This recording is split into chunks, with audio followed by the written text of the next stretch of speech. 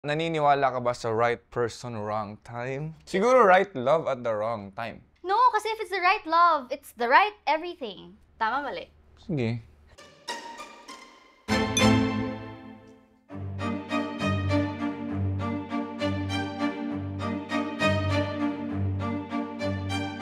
Ay, ako nga pala si Wilbert Ross. At ikaw si D!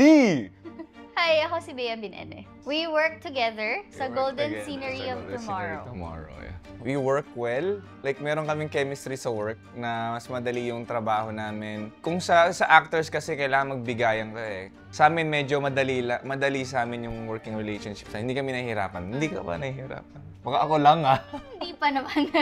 Kasi usually sa work pa lang kami nagkakasama talaga. And syempre, we just started also. So parang we have like more than 10 episodes left. Dami So pa. para more to come. Game? Game. Bato, pick. Okay. Una ka. Ha? Panalo kayo. Anong point nung... Be honest. Have you ever been intimidated by me? Parang pwedeng ako yung sumagot. A lot of times. Intimidated, yes. Okay na ako nasasagot. Yes, for the past... Shh! Okay na. Ay, Nag-lie ka daw, sabi niya. baka kasi ngayon, hindi na ako intimidated sa'yo. Eh, have you Like, kunwari, isipin mo, nag-work tayo ng ilang months na tayong work? 2 months. 2 So, kung 2 months ako hindi intimidated sa'yo, mga 4 years ako intimidated sa'yo. Of course! Di Bea Binene, 22 years in showbiz. Ganito pa lang siya, oh. Pinapanood ko na siya. We. Na siyempre, veteran na si Bea. So, may intimidating aura talaga siya nung una ko siya nakita na parang, namamansin ba to? Namansin naman. Most of the time. Oo, namamansin naman siya. Did you ever think we would be a love team? Bakit tumatawa? Yes. Sayang, di sa akin napunta tong question na to. Sabi ko na First time ako eh! nilay! Hoy! First time! No, kasi parang syempre, parang marami na talaga nagsasabi na si Arkin, they wanna recommend Wilbert to play Arkin kasi parang living Arkin na talaga. So, Agree ka naman. oo naman. Di ba sinabi ko naman sa'yo, parang Alam mo sinabi? sinabi ko sa'yo, Ngayon na, syempre No. wala ka ng choice eh. ang sabi ko sa'yo na parang walang ibang who can play Arkin na katulad ng pagpe-play mo kay Arkin. Okay. Yun. If I suddenly called you and asked for your help at 3 a.m., would you show up? Oh! Di ba? Kasi, Kapag yan nag-lie, walang shh, yes or no lang. walang no. See? Ganon. Hindi. No joke. Kasi si Bea kasi, andyan yung mama niya, andyan yung tita niya, Oh. andyan yung maid niya. So, the fact na itatawagan mo ako, ibig sabihin talagang importante na kailangan mo talaga ng tulong. Kasi ang dami ng tao sa paligid mo to help you. Ibig sabihin ako na ang kailangan mo. Hindi yun ang tanong, ba't ka nag-lie? I feel ko kasi may part sa akin. Kasi tulog mantika kasi ako. Tsaka I really value sleep. Totoo. As in, I really value sleep. Okay. Kung na-stuck tayo sa traffic for 6 hours, would you survive being with me? Oo naman. It's not us. It's this. Kasi sobrang daming laman ng utak niya. So feeling ko baka nga sa ideas niya, sa magiging conversation namin, baka kulang pa yung 6 hours. Yun yung mga specialty ko sa creatives ko. Traffic, massage, naliligo. Yan lumalabas lahat. Kasi sobrang bagal ko mag-drive. Kasi pag binilisan mo, kailangan maging attentive, di ba? Kasi konting mali lang, pwede mag-accident. So, relax lang talaga mag-drive. So, doon pumapasok yung bagong song, bagong idea, gano'n. Nagsinungaling ka na ba ever sa interview? Oo, today. Charot. This is showbiz though. Yung mga bagay talaga na hindi lahat sinasabi. Magkaiba yung hindi sinasabi sa nagsisinungaling. So, nagsinungaling ka na ba ever sa isang interview? Yeah, definitely. May mga... Ay! Wala nga. Yes or no lang. Oo nga. Pinindot ko agad. Oh, yeah. See? Oh, dali. Explain. Kasi we're in showbiz, hindi naman lahat ng bagay kailangan mong isabihin talaga, lalo pag private. Lalo pag sensitive. Pag tinanong ka ba, bawal ka talaga mag-lie kahit na ayaw mong i-share with the public. Baka like white lies. Not like... Same thing. Okay. Lies. For sure, ikaw. O din. Ikaw Di din naman sa akin hindi tinanong. Oh. Sa tingin mo ba binago ka ng fame? Like, wait lang! Yes or no? Sandali! Ay, may kailangan clear. What way? And when? Right at this moment? Maybe. Yes. Or one point of your life. This moment nga. This moment. I don't think it's it's a bad thing, it's a negative thing, as long as you change for the better and you don't lose yourself and your values and all. You value yourself. Would you choose love over career if it meant losing someone important? Would I choose love over career? Yes or no? No. Okay. Wait lang. No, Sige, yes or mamaya. no, di ba? Like, if we were talking about right now, Pero firm ako ever since sa mga interview na would not choose love. I've been working my ass off like for the ilang taon ng... Kasi I'm not like the usual artista na gaantay lang. I do really work hard. So parang sa akin kasi, I wanna live with this. Gusto kong, eto yung work ko habang tumatanda with no regrets na ginawa ko lahat. So, love can wait for the right time. And I think din, pwede namang hindi kasi mawala yung career, di ba? So, sagot ko kasi nasagot ko na siya ng ilang beses sa mga interviews. Okay. Naniniwala ka ba sa right person, wrong time? Wow! Parang... No. No. So, naniniwala ka? Alam mo kung bakit? Because the right person will never come at the wrong time. Kaya nga siya right eh. Kasi right time. Okay. Siguro right love at the wrong time. No, kasi if it's the right love, it's the right everything. Kapag, if it's for you, if he's the right one, if it's the one, kung siya yung bigay ni Lord, kahit ano pang pinagdadaanan nyo, mapagdadaanan nyo ng maayos at masaya at kayo pa din. Kasi it's the right love. Meron namang kasing situational, libo.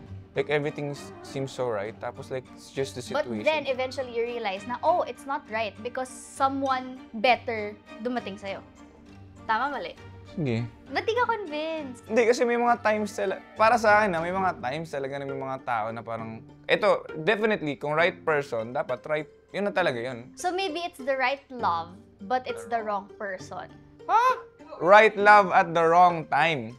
Hindi, yung tao nga yung pinag-uusapan natin eh. It's the right feeling, it's the right, Yeah, pero kasi- your state of mind, right view, right, it's just that, it's not the right person. Pero Hindi kasi siya yung he's feeling not the depende right sa person to tao. be with. Right, more on the right person talaga than the right feeling at the wrong time. Oh, sige na, tumunog na siya para, hello, I'm here. Sabi niya, hello, I'm here. Hindi pa tayo Oo, wala. tapos. Sige, sorry. Do you think we'd click if we met in college? Hindi. Sa bahay ito nag-aaral. Pumapasok ako sa school. Oh, yung classmate niya 5. Totoo rin. Well, hindi, dinagdagan mo sa batch namin, 4 lang kami. 4 lang. I feel ko antaray mo sa akin. Hindi, feeling Kung ko- college days pa tayo, tapos nag-meet tayo somewhere. Saka feeling ko hindi tayo, Like college age na lang. Wag na yung college. College age na sa mga 17, 18, 19. feeling ko rin hindi. Hindi tayo mag-click. Feel ko kasi sobrang immature pa ng utak ko nung time na yun. Tsaka medyo mukhang butiki pa. Ikaw, ano reason mo? Ba't hindi? Maano siya, music, ganyan, So feeling ko, hindi. Would you still be friends with me even if hindi tayo nag-love team? Feeling ko sakto lang. Yes or no? Sakto lang. Or, sige na nga, yes na lang. Tingin mo? Tingnan natin. Pero mabait ako. Shucks, Dati? naglay! Oh my God. Wait lang, usapan. Mas hindi ako Wait mabait lang. doon. Anong buwan ba tong pinag-uusapan natin kung mabait ka? Friends na tayo. Paano tayo magiging friends? I feel ko. Kasi hindi pa kami love team nito eh. Tapos parang may mga conversation na kami about good governance. Actually, yun yung topic namin. Di ba? Yeah. Bakit ba ako nag-yes? Tapos nag-agree siya. So, ayaw mo? Ba't ka nagtataka? Ayaw niya. Hindi. Oh. Feel ko kasi, people person kasi siya. So as in, magaan siya sa lahat. I think we'd be friends. Kasi friendly ako. Kasi friendly ka. Pinapakain niya ako dun sa set ng mga luto niya din eh. So, ay, Sure. may niluto siya dun. Sarap. Korean mechado. Joke lang. Masarap siya, promise. Maanghang siya. Mukhang mechado lang, pero anong tawag dun? Hindi siya mukhang mechado, bulgogi siya. Pero kasi, di ba, yung kapag may maraming mga gochujang, mahilig siya maanghang. So, mahilig pala sa maanghang, so nilagyan ko maraming gochujang. So, medyo naging reddish siya. So, Korean mechado nga. Pwedeng Korean na fritada. pagkatapos ng series, may iba ka bang gustong maka-love team? No! Naisip ko na mga palayan, greens. Ah! Hindi effective yung pala yan. Noted. Uy, wala akong gusto makalove Sabihin nyo kay Barbie mamaya. Wala. Kuya El!